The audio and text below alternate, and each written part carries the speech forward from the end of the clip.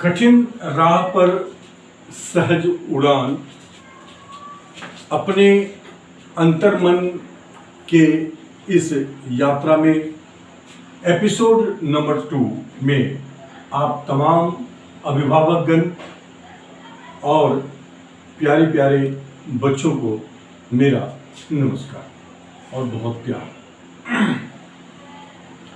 आज का ये एपिसोड सिर्फ उन विद्यार्थियों के लिए या सिर्फ उन अभिभावकों के लिए नहीं है जिनके बच्चे किसी स्कूल या किसी कॉलेज में पढ़ते हैं,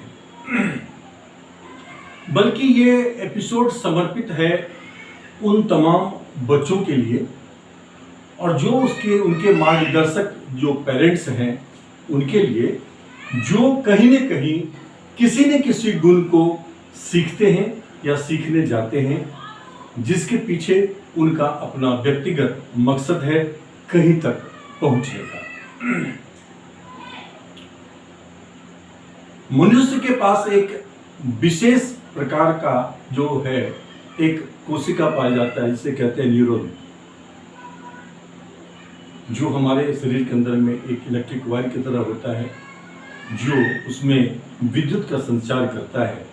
और विद्युत संचार में जब जितनी एनर्जी की जरूरत जिस किसी भी क्रियाकलाप के लिए होती है वो उतनी एनर्जी सप्लाई करता है। हम सबसे पहले ये समझते हैं कि स्टूडेंट जो वर्ड है, इस स्टूडेंट वर्ड को समझना सबसे पहले जरूरी है। कहा गया है कि the student in a person and the mother in a girl never dies. कि किसी भी व्यक्ति में, वो किसी भी उम्र का व्यक्ति क्यों ना हो, लेकिन उसके अंदर जो सीखने की एक ललक है, सीखने की एक चाहत है, और किसी भी एक लड़की में, चाहे वो अविवाहित ही क्यों ना रहे आजीवन, लेकिन उसके अंदर में जो ममत्व का गुण होता है, मां का गुण होता है, ये कभी समाप्त नहीं होता।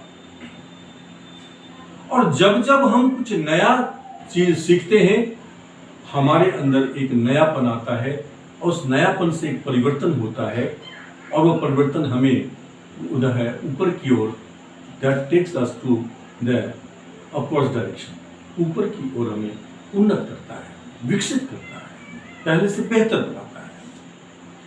लेकिन ये जो स्टूडेंट का गुण है जो मरते दम तक खत्म नहीं होता है, तो पहली चीज तो ये है कि स्टूडेंट वर्ड है क्या, जिसे हम छात्र कहते हैं या छात्रा कहते हैं। ये स्टूडेंट वर्ड जो है ये 2 सिलेबल से बना है। एक है स्टू, मतलब होता है ये होता है सब्सक्राइबर ऑफ एजुकेशन। सब्सक्राइबर का मतलब होता है कि जब आप कोई पत्रिका मंगवाते हैं, अखबार मंगवाते हैं, या आप टीवी जो डिश टीवी का जो चैनल है या कि कोई और चैनल है जिसको आप पैसे देते हैं, फिर आप उस प्रोग्राम को देखते हैं, तो आप उसके सब्सक्राइबर हो गए, यानी कीमत चुकाते हैं। कहीं पैसा नहीं देना पड़ता तो समय देना पड़ता है, प्रयास भी देना पड़ता है, तो आप चुका रहे हैं, इसलिए आप उस चीज के आप हो गए सब्सक्राइबर यानी ग्राहक। सब्सक्राइबर ऑफ किस चीज के सब्सक्राइबर हैं आप, स्टूडेंट हैं तो सब्सक्राइबर ऑफ एजुकेशन। एजुकेशन मतलब कि किसी भी फील्ड में, जो भी फील्ड आपने चुना है, उस फील्ड में आपको आपके आत्मविश्वास को दिनानुदिन वो उठाता रहता है, ऊपर की ओर बढ़ाता रहता है। तो आप हो गए सब्सक्राइबर ऑफ एजुकेशन। लेकिन कैसे, ये कैसे संभव है? यदि इसमें ये हो जाए कि बाई डेंट एक इंग्लिश वर्ड है, आप जानते हो गाड़ी को डेंटिंग की जाती है, वहां डेंट जो है भर जाए।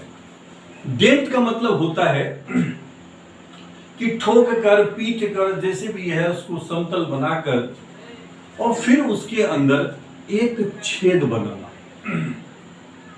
ये जो भी उस्ताद है या गुणी व्यक्ति हैं या शिक्षक हैं या प्रोफेसर हैं, सबसे पहले जरूरी ये है कि आप उसको समतल बनाकर, किसको, जो आपसे सीखने आते हैं, जो बच्चे, वो चाहे गैरेज हो या कोई और भी जगह हो, वो जरूरी नहीं कि स्कूल हो या कॉलेज ही हो। लेकिन जो कोई भी व्यक्ति एक गुणी व्यक्ति के पास जाता है कुछ सीखने के लिए, तो उस व्यक्ति की जरूरत ये है कि वो ये जब वहां जाए कुछ सीखने के लिए किसी गुरु के पास, किसी उस्ताद के पास, तो ये वादा करे उससे कि गुरुजी या उस्ताद जी, मैं आपके पास आया हूं, आपको जैसे भी लगे मैं आप पर के सामने जस्ट नतमस्तक हूं। हमें जरूरत है सरेंडर करने की। पहले जब सरेंडर करते हैं तो एनर्जी का फ्लो, जो पॉजिटिव एनर्जी है, वो ऊपर से नीचे की तरफ चलती है, और जो नेगेटिव एनर्जी है, जो इलेक्ट्रॉन है, हो सकता है कुछ साइंस बैकग्राउंड के लोग नहीं हो या काफी समय हो गया आप स्कूल नहीं जाते हुए, पर जो आशीर्वाद लेते हैं किसी से, पैर छूते हैं, कितना भी दुष्ट व्यक्ति क्यों नहीं हो, लेकिन यकीन मानिए आप कि जैसे ही आप पैर छूते हैं, जो पॉजिटिव एनर्जी है वो चाह करके भी वो व्यक्ति रोक नहीं सकता है, ये ऊपर से नीचे की तरफ जाता है और आपके अंदर वो प्रवेश करता है, जबकि नेगेटिव एनर्जी नीचे से ऊपर की ओर जाता है। इसलिए यही मानता है हमारे यहाँ आशीर्वाद का। आशीर्वाद हम लेते हैं, आशीर्वाद का मतलब है कि हम सरेंडर करते हैं पॉजिटिव एनर्जी लेने के लिए, जहां हमें लगता है कि हमें पॉजिटिव एनर्जी मिलेगी। तो जो गुरुजन हैं, जो उस्ताद हैं, ये जो है, इनके पास में पॉजिटिव एनर्जी है, और इसलिए वहां पे अपने आप को हम सरेंडर करते हैं और ये वादा करते हैं कि मैं आपके पास गुण सीखने आया हूं, गुणी बनने आया हूं। इसलिए आप जैसे भी हमें आप वो गुण देंगे, मुझे आपका हर डांट, हर फटकार, चाहे हमारी फिजिकल पनिशमेंट, जो भी आपको लगता है कि जरूरी है, आपको तय करना है। मैं तो सरेंडर हूं आपके सामने में। उसे कहते हैं बाइडेंट। जो ये वादा कर लेते हैं, ये ठान लेते हैं कि हम गुरुजी का पूरा सम्मान करेंगे और गुरुजी के प्यार के काबिल बनेंगे, ताकि गुरुजी के पास जो कुछ भी हो वो गुरुजी कंजूसी ना करें और वो सारा का सारा हमें दे दें। तो ऐसे व्यक्ति को हम स्टूडेंट कहते हैं। अब स्टूडेंट शब्द की जो हमने क्लासिफिकेशन की है, ये कहीं किसी किताब में जो है अंकित नहीं है, लेकिन हमारी जो संस्कृति है, उस संस्कृति में, गुरुकुल में जो शिष्य परंपरा रही है, उस शिष्य परंपरा में यही एक वादा है जो हमेशा से गुरुकुल में जाने वाला छात्र अपने गुरु के साथ करता रहा है, और वह वहां से गुणी बनकर निकला है। अब दूसरा विषय होता है कि आप जहां कहीं भी किसी व्यक्ति के पास कुछ सीखने के लिए जाते हैं, अगर आप अकेले में भी जाते हैं तब भी, या आप काफी बच्चों के या काफी सीखने वालों के बीच में जाते हैं, जहां उस्ताद होते हैं या गुरु होते हैं, टीचर होते हैं या प्रोफेसर होते हैं। क्लासरूम वह जगह है जहां हमारी शंकाओं का समाधान होता है। शंका समाधान केंद्र है ये क्लासरूम, शंका समाधान केंद्र है, जिसे अंग्रेजी में हम कहते हैं doubt clearing centre. Doubt clearing centre.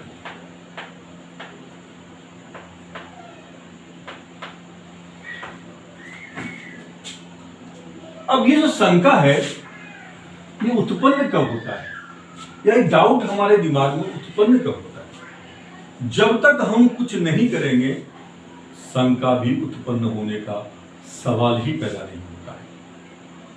हम जो कुछ भी करते हैं, करते समय जब हमें कठिनाई आती है, दिक्कत आती है, या समझ में नहीं आती है कुछ बात, तो तब हमारे मस्तिष्क में जो उत्पन्न होता है उसे हम शंका कहते हैं, डाउट कहते हैं।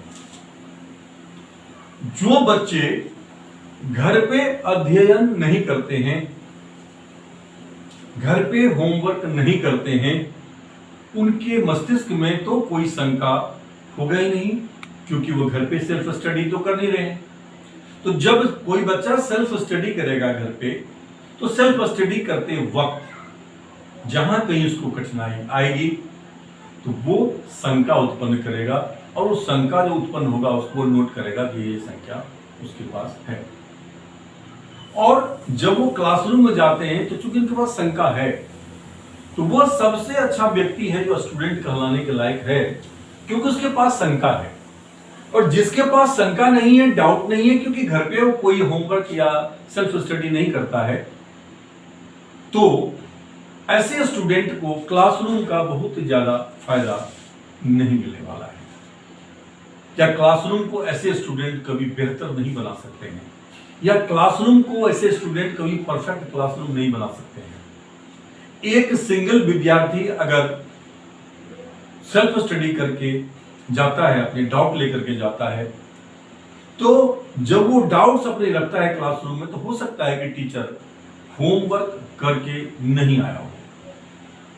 तो एक दिन हो सकता है कि वो टीचर हो या प्रोफेसर हो, आपको कुछ कह करके आपको बरगला देता है। क्योंकि क्लासरूम में जब हम एज ए टीचर या एज ए प्रोफेसर जब हम क्लासरूम के अंदर एंटर करते हैं, तो हमें इस बात का ख्याल रखना पड़ता है कि ये बच्चे जिनको हम ट्रेन कर रहे हैं या जिनको हम टीचिंग कर रहे हैं, जिनको हम पढ़ा रहे हैं, जिनको हम खून गुण देने की प्रक्रिया से गुजार रहे हैं, ये हमसे क्या एक्सपेक्ट करते हैं। तो ये एक्सपेक्ट हमसे ये करते हैं, हर स्टूडेंट अपने टीचर से उस विषय में, जो विषय वो पढ़ाते हैं, उसमें वो हमेशा हाई डिग्री ऑफ नॉलेज ढूंढता है, जहां उसके शंकाओं का समाधान हो सकता है।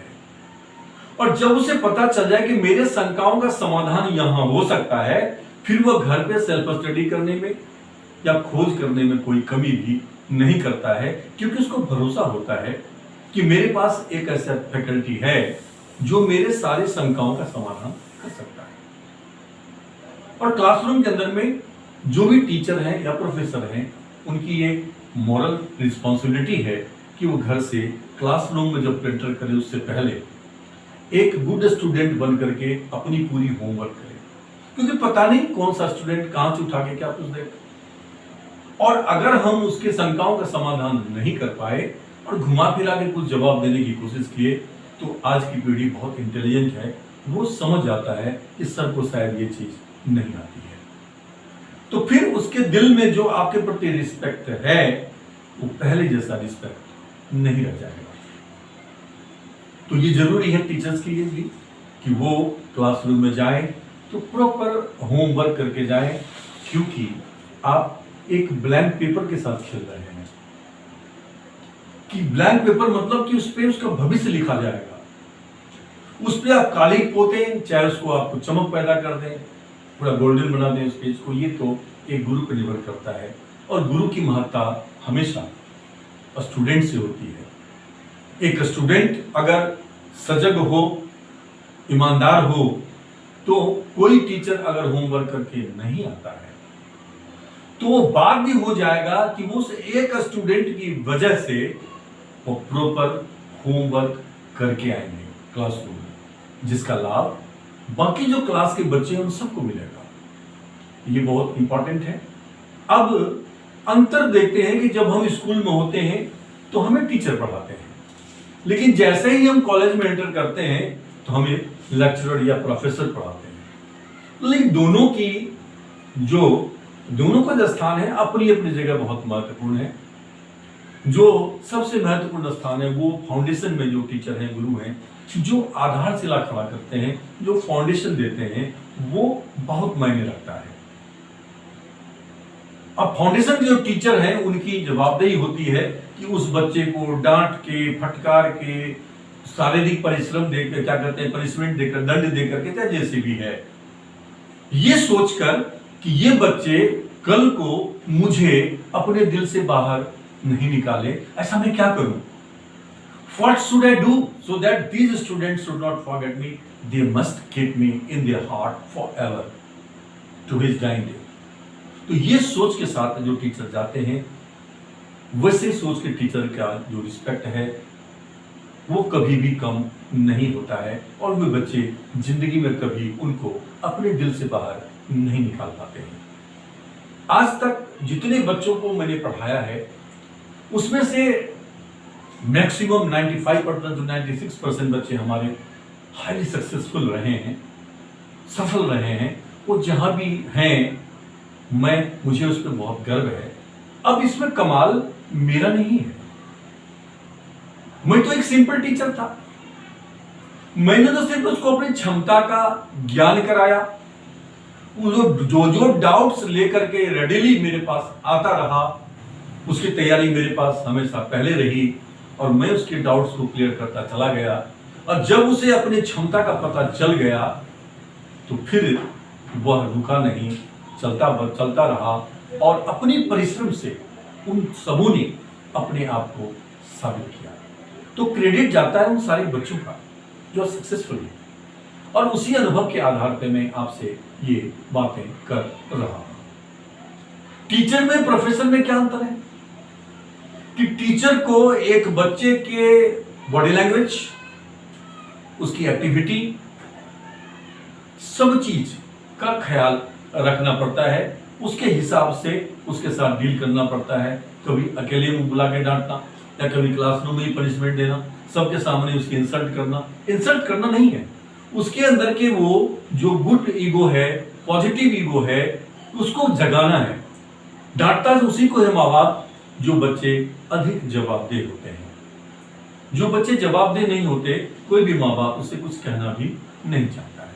इसलिए अगर आपको आपके माँ बाप डांटते हैं, फटकारते हैं, तो कभी इसको नेगेटिव मत लीजिए। ये समझिए कि आपसे वो शायद कुछ ज्यादा उम्मीद करते हैं और उनको हक भी है उम्मीद करने का, और ये आपका सौभाग्य है कि आपसे इतना उम्मीद करते हैं, इसलिए आपको वो डांटते भी। लेकिन जब हम स्कूली शिक्षा को खत्म करके जैसे ही हम कॉलेज में एंटर करते हैं, तो कॉलेज में एंटर करते ही वहां जो आपके प्रोफेसर या आपके लेक्चरर हैं जो मिलते हैं, वो आपकी वो जवाबदेही नहीं लेते जो जवाबदेही के टीचर लिया करते थे। वो तो आपको एक जो है ज्ञान के झरने के पास साथ साथ लेके जाएंगे, झरने पे जाके छोड़ देंगे और कहेंगे कि भाई तुम्हारी जितनी जरूरत है उतनी तू ले ले, इसमें मेरा कोई रोल नहीं है। बस प्रोफेसर का इतना ही काम है कि वह जिस विषय के प्रोफेसर है, जिस विषय का लेक्चरर है, उस विषय के जो ज्ञान का जो झरना है, उस झरने तक ले जाता है जहां अविरल धारा चलती है ज्ञान की, उस विषय की, वहां तक लेके पहुंचा देते हैं उसको। अब फिर कहते हैं बच्चे, अब तुमको जितना चाहिए इसमें से ज्ञान, इस विषय से संबंधित उतना ज्ञान ले लो। ये तुम पे निर्भर करता है कि तुम्हारी रिक्वायरमेंट क्या है या तुमने अपनी क्या रिक्वायरमेंट तय कर रखी है। क्लियर? अब इसके बाद जो पेरेंट्स हैं, पेरेंट्स की भी इसमें एक अहम भूमिका होती है, क्योंकि वो प्रथम टीचर है। माँ बाप से बहुत सी बातें हैं, क्योंकि 7 वर्ष की आयु तक जीवन को जीने के लिए जो 80% अनुभव कोई बच्चा पा लेता है, उसमें बहुत बड़ा योगदान उनके परिवार, मतलब उनके माता पिता, संबंधी, आस पड़ोस जो वातावरण है, उसका बहुत बड़ा योगदान होता है, जो उसके सबकॉन्शियस माइंड में, अचेतन मन में एक गहरा जगह बना लेता है। तो इसलिए ये जरूरी है कि आप अपने बच्चे के साथ, क्योंकि उसके अंदर बहुत जिज्ञासा है, वो जब बहुत छोटा होता है तो जिज्ञासा बहुत अधिक होती है, जैसे जैसे बड़ा होता है और जिज्ञासा उसकी बढ़ती जाती है या वो शिथिल पड़ता चला जाता है। जब उसकी जिज्ञासा जब भी जाहिर करता है, हम डांट देते हैं उसको या उसका उत्तर ठीक से हम नहीं दे पाते हैं। तो ये वो जो पीरियड होता है, वो पीरियड बहुत ही इंपॉर्टेंट होता है। अगर आपको उस विषय से संबंधित ज्ञान नहीं है या उस विषय के आप ज्ञाता नहीं है, तो फिर जो उपयुक्त व्यक्ति है कहीं पे, उस उपयुक्त व्यक्ति के पास लेकर जाइए और उसके शंकाओं का समाधान करने का प्रयास कीजिए, अगर ऐसे गुणी व्यक्ति उपलब्ध हो तो। और फिर आज के ज़माने में ये इंटरनेट का ज़माना है, हर एक इंफॉर्मेशन अवेलेबल है, बहुत सारे सोशल मीडिया प्लेटफॉर्म है, वहाँ पे भी मौजूद है, लेकिन उसका मनोबल बच्चे का कभी नहीं टूटना चाहिए। बच्चा जिस क्षेत्र में जो भी करना चाहता है, उस पर हम अपनी मर्जी न ला दें, क्योंकि जो काम हम पसंद करते हैं, जिस चीज के प्रति रुचि है हमारी, अगर हम अपना समय, अपना प्रयास उसके पीछे लगाएं तो अधिक सफल होने की जो संभावना है वो बहुत अधिक हो जाती है। तीसरी चीज ये है कि आप बच्चे से जब कभी भी बात करें, हर बच्चे में कुछ ना कुछ कमियां होती हैं, अच्छाइयां भी होती हैं, बड़ों में भी होती है, ये नहीं कोई छोटे बच्चे में ही होती है। लेकिन अगर आपको लगे कि मेरे बच्चे में भी कुछ कमी है, तो गलती से भी कभी आप दो व्यक्ति के सामने में उसकी गलती की चर्चा आप न करें, क्योंकि 5 साल के, 3 साल के, 2 साल के बच्चे का भी एक ईगो होता है जो अक्सर हम नहीं समझ पाते हैं।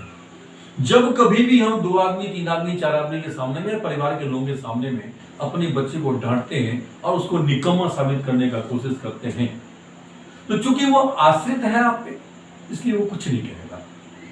लेकिन एक खुंडस वो पाल करके वह बड़ा होगा, और जब उसका मौका आएगा नेतृत्व करने का, लीड करने का, फैमिली को हेड करने का, तो उस वक्त वो जितनी भी खुन्नस उसके अंदर में पहले से जमा बैठा है, वो आपको व्यवहार में कहीं ना कहीं दिखाई देगा ही देगा।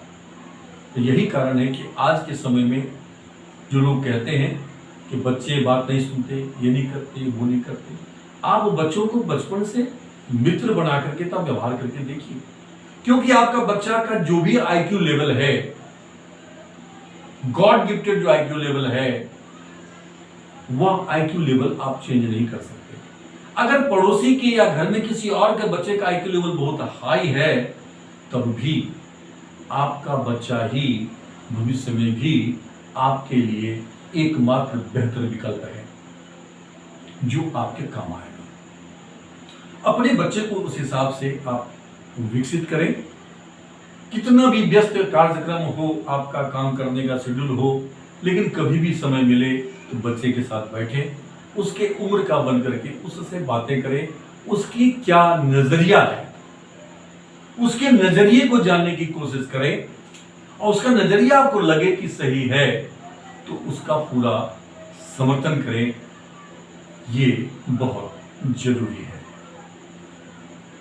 आज का ये सेशन समर्पित है तमाम पेरेंट्स और तमाम जो स्टूडेंट्स हैं उन सब के लिए कि समय सबसे जो है बड़ा अदालत है। समय कहता है कि मैं भगवान के भी अधीन नहीं हूं। तुम भगवान के मंदिर जाओ, मस्जिद जाओ, पूजा कराओ, पाठ कराओ, कुछ भी कराओ, मन्नत मांगो, लेकिन भगवान अगर तुमको कुछ देना भी चाहें तो वो मेरे ही माध्यम से मिलेगा, और ये मैं तय करूंगा कि किस वक्त तुम उसके हकदार बन गए, और बिना कहे जब तुमको मुझे लगेगा कि तुम हकदार बन गए हो तो बिना मांगे मैं तुम्हें दे दूंगा। उसमें कोई बेईमानी नहीं है, भरोसा। अगर आपको ये एपिसोड जिस भी हमने भी चर्चा की, अगर आपको अच्छा लगा हो, बातें अर्थपूर्ण लगी हो, और लगता है कि इससे चाहे आप छात्र हैं या आप अभिभावक हैं, अगर आपको लगता है कि ये आपके बच्चे के विकास में एक मील का पत्थर साबित हो सकता है, तो ये बातें मेरी बातें नहीं है, ये प्रकृति है, नेचर है। मैं तो नेचर की बात कर रहा हूं, ये नेचर है। तो इसको आत्मसात करें, और जो बचे हुए समय हैं जो आप बच्चे को दे सकते हैं, या बच्चे के लिए जो बचे हुए अवसर हैं, उसमें इन सारे बिंदुओं का आप प्रयोग कर सकते हैं। You can implement all these tips that I have given to you. फिर मिलते हैं आपसे अगले एपिसोड में एक नए मुद्दे को लेकर, एक नए टॉपिक को लेकर, जो को हमसे, आपसे और हमारे जो है भविष्य से जुड़ा होगा। अगर आपको ये वीडियो पसंद आया हो और आप नए हैं, तो मैं आपसे निवेदन करूंगा कि प्लीज डू सब्सक्राइब इस चैनल को सब्सक्राइब करें, ताकि आपको आने वाले सभी वीडियोस, जो हमारे अन्य भी जो टॉपिक्स होते हैं, इंग्लिश स्पीकिंग प्रैक्टिस, एडवांस्ड जो है वोकैबुलरी फॉर इंग्लिश स्पीकिंग, या जो प्रैक्टिकल इंग्लिश ग्रामर, या अन्य जो भी भविष्य में आने वाले हैं, वो सारे के सारे वीडियोस आपको बिना जो है आपके प्रयास से थ्रू नोटिफिकेशन आपको मिलता रहेगा। और आपका जो कमेंट्स है वह बहुत ही महत्वपूर्ण है। जैसे कि आपको ये जो सेशन हमने शुरू किया है, वार्तालाप है, संवाद है जो हम आपसे कर रहे हैं, कैसा लगा? आप किन किन बिंदुओं पर चाहते हैं कि मैं उन बिंदुओं पर वीडियो लेकर के आऊं, चर्चा करूं आपसे? ये संवाद है हमारा, आपके साथ चल रहा है, और इसको कैसे बेहतर बनाया जा सकता है ये आप अपने संवाद के कमेंट्स के माध्यम से हमें बता सकते हैं। और जो पुराने व्यूअर्स हैं हमारे, अगर हमारे इससे पहले के भी वीडियोस जो अलग अलग विषय इंग्लिश स्पीकिंग से रिलेटेड है पसंद आते हो और ये भी पसंद आ रहा है, तो please keep liking this videos and also keep just sharing this videos to someone who is very close near and dear to you, जिससे आप प्यार करते हैं और वो भी आपसे प्यार करते हैं, ताकि वो भी इस जो मिशन है, ये मिशन वीडियो के थ्रू उस मिशन तक इसका हिस्सा बन सके। उसके साथ ही हम इस संवाद जो यात्रा है, इसकी जो दूसरी एपिसोड है, इसका समापन करते हैं और फिर मिलते हैं आपसे फिर एक नए मुद्दे को लेकर जो हमें आपस में चर्चा करना चाहिए और उसकी चर्चा भी होनी ही चाहिए। Thank you very much. Have a nice day. See you.